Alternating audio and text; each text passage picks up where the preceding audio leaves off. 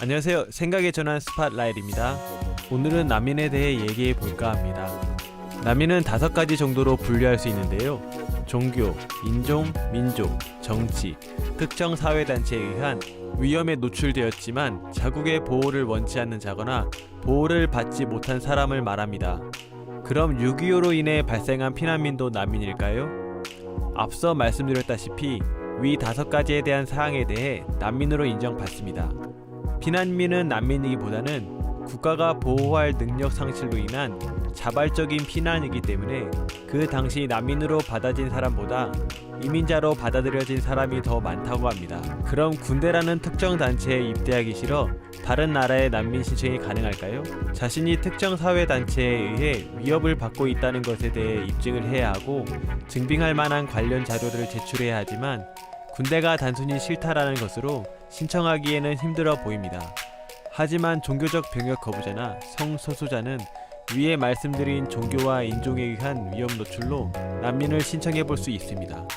신청을 하면 6개월에서 1년가량 체류 연장이 가능하고 거부되더라도 소송을 통해 연장이 가능합니다. 올해 제주도를 통해 예멘인 500여 명이 입국되었는데요. 난민 신청자는 2015년엔 0명, 16년엔 7명, 17년엔 42명인 거에 비해 기하급수적으로 늘었습니다. 일반적으로 중동 국가의 종교적 박해로 인해 많은 사람들이 말레이시아로 떠나게 됩니다. 떠나는 가장 큰 이유는 동남아시아의 몇 안 되는 이슬람 국가인데다 비교적 가깝고 가장 중요한 무비자 입국이 가능하기 때문입니다. 무비자 입국이 가능해야 일단 해당 국가에 발을 내디딜 수 있고 난민 신청이 가능한데요. 하지만 말레이시아는 1차적으로 난민 협약국에 가입되어 있지 않고 난민에 대한 처우가 좋지 않아 보통 1차 경유지로 많이 간다고 합니다. 그 뒤에 다른 곳을 찾아보게 되는데요. 2017년 12월 말레이시아 항공사에서 제주 직항 노선이 열린 계기로 무비자 입국이 가능한 제주도로 몰리게 되었습니다. 이러한 이유로 작년엔 50명에 불과했던 예멘 난민 신청자가 올해 10배에 가까운 사람들이 제주도로 몰리게 된 거라고 합니다. 하지만 정부는 6월 1일부터 예멘을 무비자 대상국에서 제외하여 더 이상 올 수 없는 상황이 되었습니다. 난민 인정 비율을 보았을 때 스웨덴은 67%로 가장 높았고 다른 EU 28개국 국가는 평균 38%, 한국은 100명 중 4명 정도인 4%가 인정된다고 합니다. 지금까지 예멘 난민 인정률은 500명 가운데 단 2명이고 일본은 1000명 가운데 1명인 0.01%로 최하위를 장식했는데요. 주목해야 할 점은 난민 수용 절벽 국가인 일본이 지난 12월 5년간 34만 명을 수용하겠다는 출입국 관리법 개정안이 가결되었다고 합니다.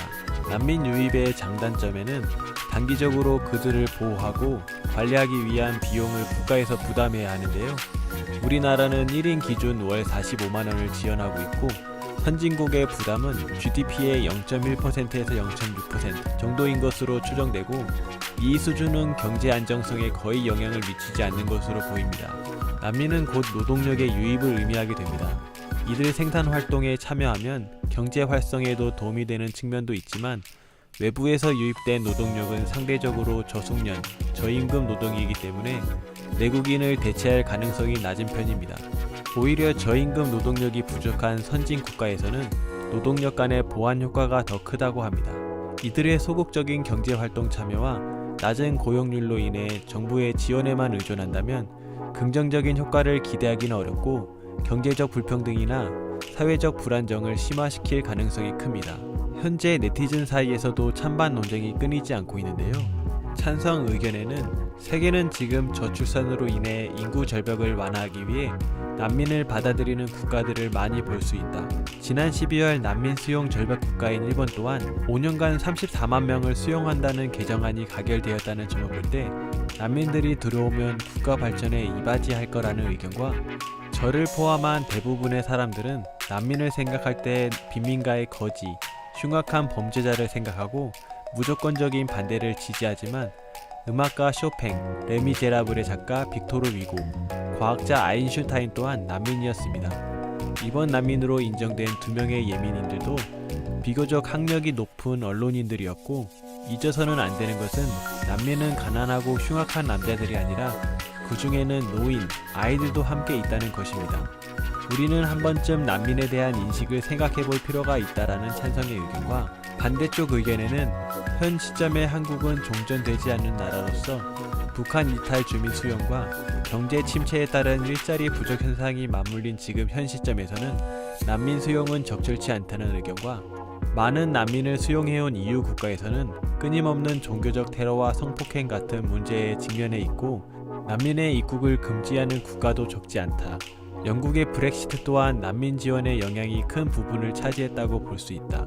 단일 민족 국가인 우리나라에 많은 수의 외국 난민들이 유입된다면 이는 차별, 갈등과 같은 문제로 이어질 것이다. 난민에 대해 얘기해 봤는데요. 찬성의 의견을 빌려 난민에 대한 인식을 바꿔볼 필요가 있고 현 시점에서 빈번히 발생하는 유럽 난민 사태를 보았을 때 반대의 의견 또한 무시하지 못하는 상황임에 틀림없어 보입니다. 여러분의 생각은 어떠신가요? 여러분의 생각을 댓글에 남겨주세요. 생각의 전환에 도움이 되었다면 구독과 좋아요 부탁드리겠습니다.